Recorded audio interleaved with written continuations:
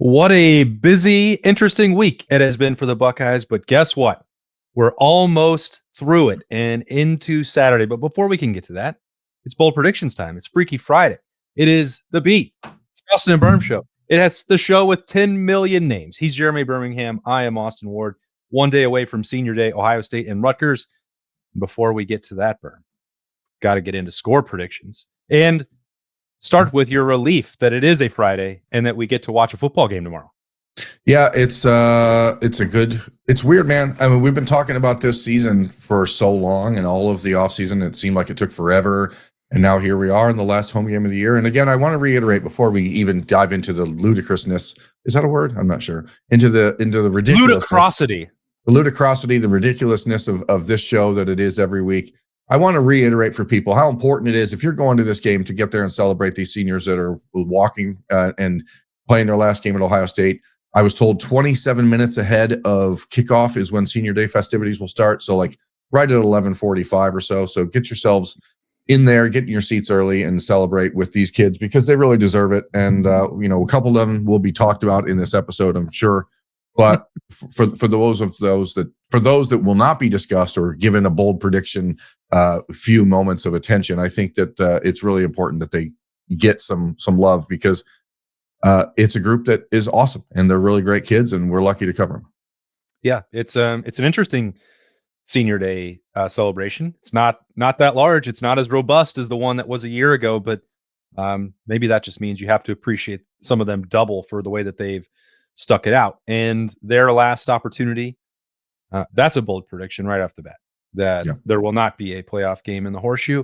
That's where I'm at. I know that that's jumping ahead to maybe next Friday's bold predictions a little bit because it's directly tied to that. But I believe Ohio State's going to win these next two games.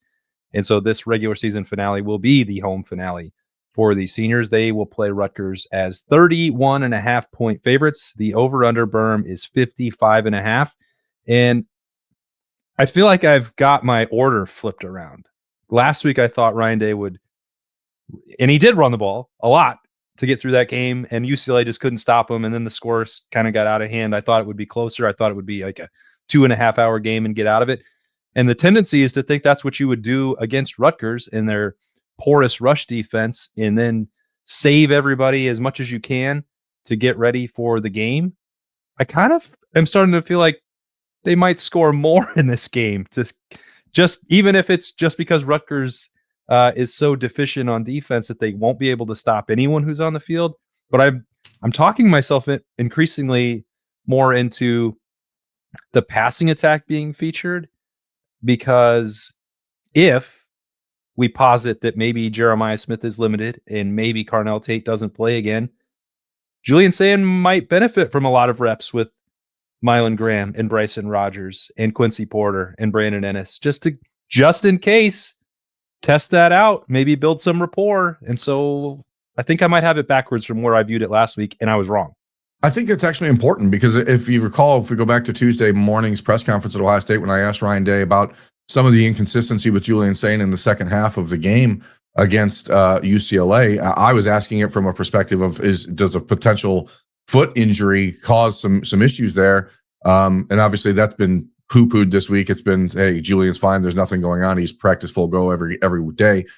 But Ryan Day immediately bringing up the fact that there were guys out there that he hadn't really spent a lot of time throwing the ball to, I think it does lend some credence to that discussion.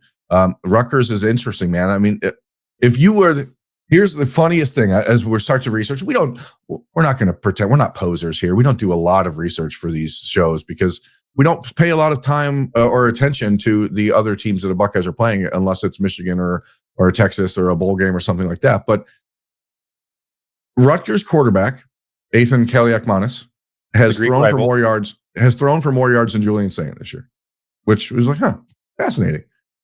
Their top two running backs have rushed for more yards than Ohio State's top two running backs. And in fact, they have a 1,000-yard rusher this season already. And a guy that had over 200 yards against Maryland a few weeks ago, they're productive. Their top three receivers, they have three receivers with more catches than Carnell Tate. Now, Carnell Tate's missed 2 games, and so that's going to play a part in it. But their top receiver has more yards than Jeremiah Smith. Like they actually are a fairly interesting offense. And so I think that there's a chance for all of the discussion this week has been like, oh, look past Rutgers, look past Rutgers. I think that this balance of the Rutgers offense is actually probably going to be the most balanced offensive attack Ohio State has faced this year. And I mean that ahead of Illinois or Texas or anybody else. So I think there's actually a good opportunity. And that's why when you look at this line, the 31.5 and a 54.5 over under, I mean, what does that assumed score? Because I'm not good at this stuff. What is that? Like, what would that be? 43 to 12? Is that right? Something around there.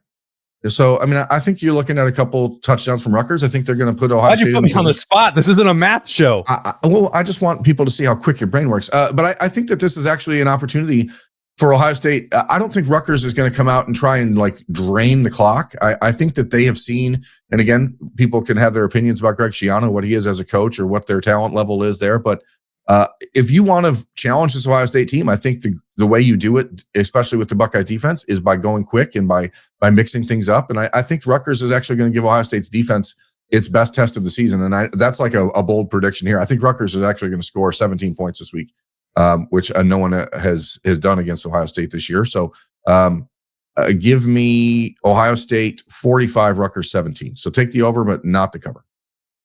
Interesting. All right. I think I have Ohio State winning this game 49-13. And the 13 is not because of what you talked about with the balance of the Rutgers offense, the different ways that they might be able to at least give Matt Patricia's defense looks on both the passing attack and the rushing game. I just think there's going to be some shenanigans at some point, whether that's special teams, whether that's wild end rounds, whether that's fumble rooskies or double snaps, or like Greg Schiano's going to empty that bag. And that's one of the things that you don't really prepare for if you're Matt Patricia. Like, he's got enough on his plate without having to worry about if Greg Schiano is going to unveil a bunch of trick plays. If he does, you just tip your hat to him and say, that's well designed. You're still going to be losing this game by 4 scores. It's interesting. Rutgers is 5-5 right now. They're in the middle of the pack in pretty much everything statistically, nationally, except for rush defense. They need to win one more game to get bowl eligible. And I think that there's a part of them that believes that they will have a shot to beat Penn State next week with everything going on there. So there's another conversation, like how much do they do this weekend? Because they know they're not going to beat Ohio State this weekend, but they think they have a chance. It's funny. I was, again, doing a little bit of research for the show, and I read an article from November 9th talking about how big the opportunity is for Rutgers to beat Penn State. So like they like look past a couple of games and like, we're not even worried about Ohio State. Like they're like, oh, we got 5 wins now, we're good. So it's going to be an interesting weekend. We know that Greg Schiano will have some stuff up his sleeve, and I think Ohio State might reveal some stuff this week too, just to put it on film for Michigan to have to worry about. So there's a lot of opportunities this weekend for things to happen, and whether that involves Jeremiah Smith or Carnell Tate, we are still going to wait to find out about that about 10 a.m. on Saturday morning, I guess. So we'll see. Yeah, we don't need, and we're not going to specifically make bold predictions about Jeremiah or Carnell before we get to all. Yeah, well, you can see by maybe what we're going to start with in just a second what we think might happen. We did get another mailbag question, Birm. So awesome. Putting you on the spot, it is Jack Martin. If you want to send these in, we'll probably have a full mailbag next week, if I had to guess, right, Birm? Like maybe 3 Thoughts Thursday. Yeah, I think. The thing about the Ohio State Michigan week is that like we could talk about that game to our blue in the face, but also I don't want to talk about that game because it makes me sick to my stomach. So mailbags. We're off the cuff. I think that's what's going to be the case. It's going to be the 3 Thoughts Thursday. It'll be Thanksgiving. It'll be a Thanksgiving mailbag. And so that's the Austin and Birm Show at gmail.com if you want to send those in. The Austin and Birm Show at gmail.com. We appreciate. I heard from several people the last couple of weeks asking for feedback. They're visiting for the UCLA game. There's their first game in the Horseshoe. There's another who's this? Brandon Reed. He asked for some tips about going to the shoe. We're not great at that stuff since we're in the stadium so early. We don't do the pre-gaming, but I tried to we'll try and help wherever we can with food recommendations or any of that other stuff that you might need. Just mentioning that because you can ask us things that maybe don't go on the show. We're happy to try and help with that. This came from Jack Martin, though, Jack in Columbus. He said during the offseason, there was pretty unanimous agreement that if the Buckeyes could have one player back from last year's team, that it would be Tyleek Williams. There was a lot of concern about the defensive line going into the season, given the inexperience. With the arrival of Caden McDonald and the slow start run game, which failed to live up to the Sonic and Knuckles Ohio State run game he's talking about, to live up to the Sonic and Knuckles preseason hype, have your answers to this hypothetical changed? Thanks for doing what you guys do. Yeah, your shows make me look forward to the Columbus morning commute. Thanks, Jack. Appreciate that. I think I would still very much be enamored by the possibility of Tyleek or Ty Hamilton lining up to Caden McDonald. And I've been highly complimentary. I love what Tywone Malone has done.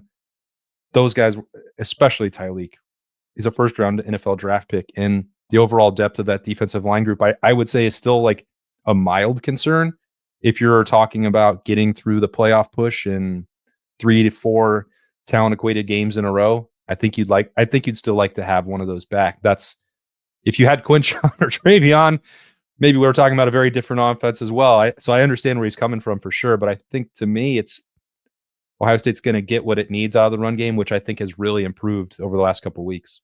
Yeah, I think we had this conversation either right at the start of the season or right at the end of the summer, and we were asked a similar question if the conversation has changed.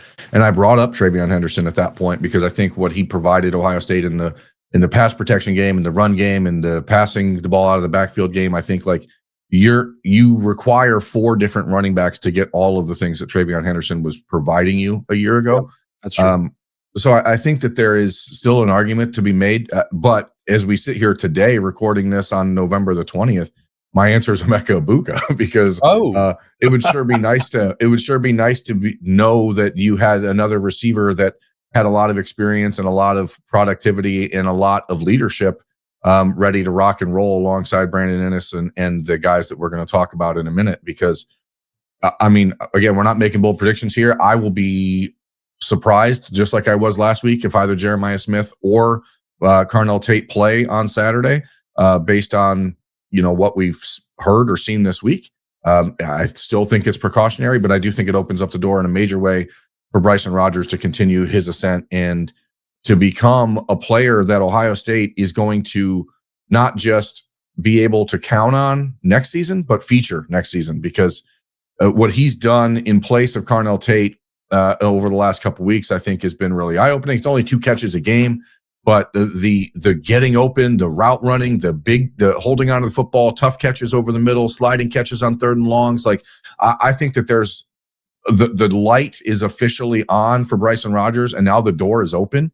And going back to what you were talking about at the start of this show about maybe Ohio State needing to use this weekend as an opportunity to build some chemistry between Julian Sayin and these other receivers, I think that you are going to see a big day for Bryson Rogers on Saturday against Rutgers. I think he's going to have 7 catches. I think he's going to have 140 yards and 2 touchdowns. I think it's a Bryson Rogers breakout game, and it's a game that's going to make people go, well, I guess it doesn't really matter who Ohio State has at receiver. And Bryson Rogers, like, so much for him has been confidence. Everyone's talked about in the last 2 years about the ability to stretch the field, the route running, the way he's able to get open. And now that the confidence is there, but not his confidence because he's always had it. It's the confidence from Brian Hartline and Devin Jordan to know that they can put him out there. And I think that Bryson Rogers is going to have a career day, 7 catches, 142 touchdowns, and a Chris. It's a little different because he's in year 3. It's a Chris Olave awareness opportunity for heading into the Michigan game. Like, wait a second, there's another guy that could actually beat us. And I think if you at times put number 12 on Bryson Rogers, he would confuse people. I'm thinking that he was Chris Olave out there. That's one thing that I have found interesting. That's the word I'm going to go with about this week, is that maybe not everybody is panicked. Maybe not everyone is hitting the emergency button because of the uncertainty about Jeremiah Smith and Carnell Tate. And I certainly appreciate and understand why. They are the 2 best wide receivers in America.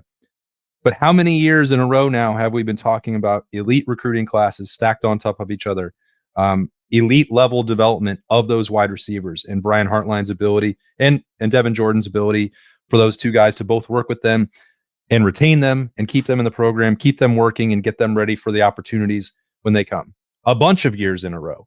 And so the tag that this is the best group of wide receivers in the country is not just because they have Jeremiah and Carnell Tate, which would be enough on its own, but it's that we say they are the deepest group of receivers in the country. And they didn't play that much in the first half of the season because Jeremiah and Carnell are so good, and also because the methodical pace. It kept the reps down, it kept the targets down for anybody else to come off the bench. So you have weapons that you mentioned, like Bryson Rogers, and a guy that I think could have the breakout game. We've got dueling BPs at wide receiver this week, a Mylan Graham or a Quincy Porter. It even applies directly to Brandon Ennis, where the criticism that was leveled at him during September when he wasn't making many plays and the football wasn't in his hands a lot. Well, when those other two were out there, why would you need to just throw it around? And there weren't a lot of targets to spare for them. Well, now they're in a different situation. And if you're recruiting and developing and producing at the deepest level in the country, then yeah, there will be some drop off between Jeremiah and Carnell. Is it a drop off below 25 other programs in college football to what you can get from your wide receivers? I still think they would be top 5 at wide receiver if they played without them into the playoff. And that's a crazy thing to say, but that's how good I think this next wave is. Mylan Graham has been waiting for that opportunity, just like Bryson Rogers has. 2 weeks ago, Mylan had the drop at Purdue. He had to sit for a while and sit with that and stew and wait for that next opportunity. Then he made the most of it. Then he made the most of his opportunities last week against UCLA.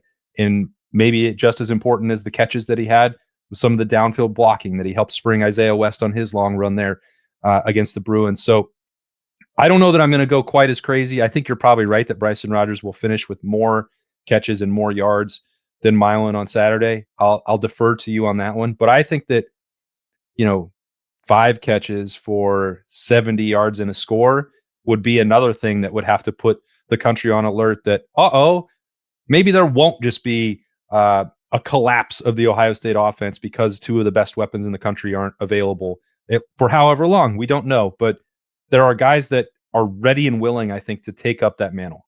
Well, and again, to your point, I mean, there's certainly reason, and it's understandable why people are hand-wringing and uncomfortable and nervous about, whatever comes down the road for Jeremiah and Carnell. Again, last week we didn't think Jeremiah was going to play, and he did. I think that this week we could see the same thing. He's kind of a freak athlete. Like, he's not someone that's normal, but he shouldn't have to play. And so I don't mean to bright side this or whatever the psychological analysis buzzword of the week is, but I think that it's better for Ohio State fans right now to consider the opportunity this opens up for Bryson, for Mylan, for Quincy, for David Adolph, for everyone else than to worry too much about what it means against Rutgers. And I know that the natural inclination is to worry about what it means for Michigan and beyond, and I completely understand that. But we're not going to get answers that satisfy that question until this time next week. So it makes more sense for me to focus on the positives and the opportunities for these other guys. And as you mentioned, Brian Hartline's recruiting. This is why you recruit all the 5-star receivers and why you recruit all the 4-star receivers. So if something goes down, I mean, like it did in 2022 when we were wondering about Jackson Smith and Jigba's return, or in 2024 or 23 when we worried about Emeka Egbuka's return, like that's when other guys step up. And so it's the opportunity for these guys. And I think that they're both really, really ready for it. Mylan obviously had the drop, as you mentioned, but you know what? Jeremiah Smith dropped a couple balls. He dropped the first pass ever thrown to him in a game too. So it turned out okay. So I think that you can see this is a big moment for these guys this weekend, regardless of what happens with JJ and Carnell, because even if they were both cleared to play, I don't think that they would play more than a quarter based on how this game should go. Well, they don't call you Optimistic Birm for nothing. They don't call me it generally, but I do appreciate when they do. I'm also optimistic about Bo Jackson in the run game against Rutgers. And again, this conversation is a little bit nuanced based on what we're just talking about when it comes to the need to develop the chemistry with receivers and Julian Sayin. But Rutgers is dead last in the country in yards per rush. Bo Jackson has been exceptional. So was Isaiah West. Now we're seeing the James Peoples train emerge. But I think this is a game where you lean on Bo and you say, hey, let's see what happens if we give you 20 carries, because I think the Buckeyes want to firmly establish a pecking order heading into the last couple games of this season and the playoff push. And without going too deep into Bo's stats and how good he's been, he's the guy that's been this close multiple times to breaking one. He had the long run against Purdue that got called back. I'm not going to go on a limb and say that he's going to finish with 20 carries or 150 yards or whatever. I think he's going to score on a 50-plus yard touchdown this weekend. He's been this close multiple times. I think it's finally the week he's going to break one. Rutgers will sell out. Shiana will do some run blitzes and try to make impactful plays in the backfield. And Bo's good enough and strong enough to make guys miss and to brush guys off. And I think that you're going to see the first 50-yard touchdown run of the season for Ohio State. I think you're really on a roll, Birm. These are good. When we got to the end of September, it was like, okay, he's impressing. Can he do this thing? Can he, pick up the blitzes? Can he be a receiving threat out of the backfield? He's going to be able to handle all the responsibilities. And ultimately, can he protect the football? I remember spending several weeks just talking about the ball security issue and the ball, the touchdown that got away with a fumble at the goal line. And then he fixed that. And then he developed in this part of his game and he enhanced this other part of his game. I just am marveling at the fact that he has become an all-around bell cow running back by mid-November of his freshman year. I just did not see that coming. No, neither did I. And, like I said, he's had, I think 5 runs over 50 yards this year. But to my knowledge, he's not scored on one of them. And I think it's time. He's proving that he's not just a reliable guy in between the 20s, but last week was the first opportunity to really show what he can do in the red zone. The way that he can impact the game as a receiver, Ryan Day and the Buckeyes have talked about that they thought he was running routes better than receivers in the spring. So Bo Jackson has brought along the running backs with him. Now we're seeing the surge from Isaiah West and James Peoples and CJ Donaldson back this week. But I think it goes back to what I was told at Illinois, which is the running game is going to go as far as Bo Jackson takes it. And I think it's time to start leaning on him. Yeah, I think that's definitely going to happen. And it's certainly important based on what's going to happen in 8 days from now. Let's spin the tight end roulette wheel. It has not worked out very well for us, Birm. It is a gamble, though. There's just so many. There's 5 spots on the wheel. I took Max Clare a couple weeks ago. I thought that was as close to a lock as you possibly could have had because we're factoring in the productivity and the skill of these tight ends with the way that Ohio State is using them more and upticking both targets and the packages where there's 4 of them on the field at a time and trying to showcase that for future recruits. And it's like, well, Max Clare's going to get one in the homecoming game to Purdue for him. You said last week, Nate Roberts is going to go wild. He had a good game, but I don't know that bold prediction quite hit for you. Nope. And now I'm like, well, it's senior day. Ohio State's got a senior tight end, and they're going to get him a red zone target. And Will Kazmarek, by golly, he's going to score. It has to happen. We're due for a tight end bold prediction to hit, and it's going to. I'm staking the crown on it. Will Kazmarek will score, and he will have 2 catches for 25 yards. How bold is that, baby? Boy, that's not bold at all, really. But come on. It is. I feel like we've been like a week behind all the time on the season. Will's highest catch output is 2. Hasn't happened since the Ohio game, which was clearly an effort by Ohio State to get him the ball. He did not score a touchdown in that game, however. I think that senior day, like you said, it makes sense. And I'm on board. He's actually going to score Ohio State's first touchdown. So hey, you got it. A little drill down action. All right. You got this. You got this one. It's going to be a seam shot. It's going to be a 30-plus yard touchdown. A seam shot. Yep, are you suggesting he might be a seam demon? I'm suggesting that he is a seam imposter and a guy that people are not going to pay attention to when he's in the seam. And because they're going to they're not going to throw him the ball. He's not the seam demon like these other guys. He's a guy that is a short yardage master. And no, not this week. It's a Will Kazmarek 30-yard touchdown against the Rutgers Scarlet Knights. His long this season. Remember, he does have a 47-yard touchdown this season. So he's shown he can do it. His touchdown against Grambling was 47 yards. He's shown the ability to and work. Where was that? Where was that throw? It was in the seam. So let's go back to square one here. for Keenan Bailey and the tight ends. I love what Will Kazmarek has brought this team. I think it's a good reminder for people that not everybody who transfers in has to come in to be a superstar. Like there's a role that everyone has to fill. And Will Kazmarek, the 2 years he spent at Ohio State, has made him an NFL tight end, and he's going to be in the league for a long time. Maybe not a first or second or third round pick, but this is a guy who's going to get picked up in the 6th or 7th round, and he's going to make a roster because he is tough as nails and he does everything right. So, when you start to look at these guys and you go down the list of everyone that's come in, and maybe they don't live up to the hype like Max Clare, if people thought he would have the year that he hasn't had, but it's funny. Tight end is still a developmental position, and Ohio State's showing that you can do it. Yeah, I mean, Luke Farrell, another 89 for Ohio State, still collecting those checks, and I think that Will Kazmarek will certainly do the same thing. And you're going to bring us home with bold prediction number 3 with number 96. Yeah, here's the thing. Rutgers has been sacked 31 times this year. That's pretty bad. It's 3.5, over 3.1 a game. It's good for number 122 in the nation.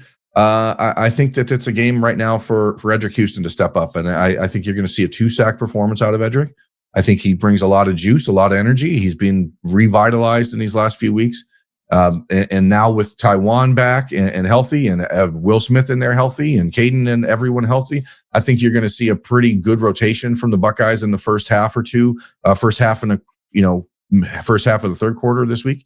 And I think Edric's going to have a day. I think he's going to play some really good minutes. I think that it's a positive development for Ohio State that he's becoming the player that they thought he would be. He's buying in. And I think he's going to see the results of that with a 2-sack performance against Rutgers. And I'm not going to do what I do. I'm not going to take my BP and make it unreachable by adding a strip sack or something like that in there, because that's just what I do. But I do think Edric is going to have the best game of his season, and I think it's going to end up with 2 sacks. Whatever else happens from there, let's just throw that on top. But I'm really rooting for this kid to have that sort of day, so people can understand, like, he's still in game like 12 of learning how to play this position. So it's time for him to step up. Yeah, 13 months into that position change. But that was smart. Great job by you by showing a little restraint. They don't call these bold parlays. They're just bold predictions. But that's not going to stop me from going absolutely wild with the Blocko, because now the gauntlet has been thrown down. Big brother Lorenzo found the end zone last week, and time is running out for Sonny. He needs to get himself a touchdown. And I think it's going to happen on a pick 6. I think he's going to have 10 tackles in this game. I think he's going to have 2 tackles for a loss, and I think he's going to have a sack, because the world is not appreciating Sonny Styles enough. And at Ohio State specifically, this is the last time that it's going to happen in the Horseshoe. And I think there's going to be he and Lorenzo both talked after practice on Wednesday. We know that the family's going to be there. Extended family's going to be there. Going to be a huge party. Lorenzo was joking about his dad smoking a cigar after the game last week because one of his boys scored a touchdown in the Horseshoe. Now it's time for the other one. And it wouldn't be right if Sonny didn't follow that up with his own this week. And I think it's going to happen. I like it. I like it quite a bit. Sonny's the highest graded linebacker in the Big Ten, according to PFF this year, despite the fact that, as you said, he hasn't been talked about quite as much as other guys on the team, and which is fine. It's the way it happens when a superstar comes out of nowhere. People get enamored, and that's what they talk about. They don't talk about the guy that's just doing the job everyone expected him to do. Sometimes he did it to Cody Simon last year. It's true. And so he, more than anybody, he should understand that the lack of conversation doesn't mean that he can't make an impact. And we saw what Cody did in the playoff and becoming an absolute game wrecker. And I think that there's a path for Sonny to do the same thing as teams now start to scheme away from Marvell Reese. I think it does open the door for Sonny to get more creative. And fortunately for him and for Ohio State fans, Matt Patricia is aware of how to get these mismatches and get these opportunities for these players. So it is wild, again, to go back to the start of the show, like 4 years ago, to sit and think that Sonny Styles is already done at Ohio State, playing his final game in Ohio Stadium is pretty nuts. And, Urban Meyer would have come in and said, "Oh, you got any more of those Styles boys?" But there's not, unfortunately, at this point. We'll have to wait till Sonny and Lorenzo Jr. have their kids down the road to see the next time a Styles plays at Ohio State. But he's been awesome, great representative, and perfect embodiment of what the Blocko is supposed to be about. And I think that you're on the money. I think that there's a big opportunity for him this weekend to send some fans home happy. And if we get back-to-back Styles boys touchdowns and we don't hear a little Styles boys for life over the PA, I'm going to be really, really pissed off. Caleb Clark, if you're listening, you're out there, look up the Styles boys. I'm a styled boy for life. It would really, I mean, how has that not been dropped yet? Caleb, we know you watch this show, so let's just get it to happen, okay? Hopefully you made it to the end of another half-hour Freaky Friday bold prediction show. And kudos to you if you did. And thank you to all of you who've been sending in emails, who've been watching on 97.1 The Fan, 10 TV, 10 TV Plus, or downloading the podcast only, Apple, Spotify, Roku, wherever. We sincerely appreciate you all. It's been a stressful week, I know, for all of you wondering. Just try and enjoy senior day. And then whatever happens after that, we're all going to be along for the ride. We're going to cover it the best as we can, as we always try to on the Austin and Birm Show. Hope you have a fantastic weekend. Believe there's talking stuff coming as well later on Friday. So stick around for all that. And then we'll see you bright and early in the Horseshoe on senior day, Ohio State and Rutgers. A little bit afternoon. I think probably like 12:16 the Buckeyes will kick off. But we'll be there for the pregame keys and then all the coverage after that. Right here on the Austin and Birm Show. For Birm, I'm Austin. We'll talk to you later.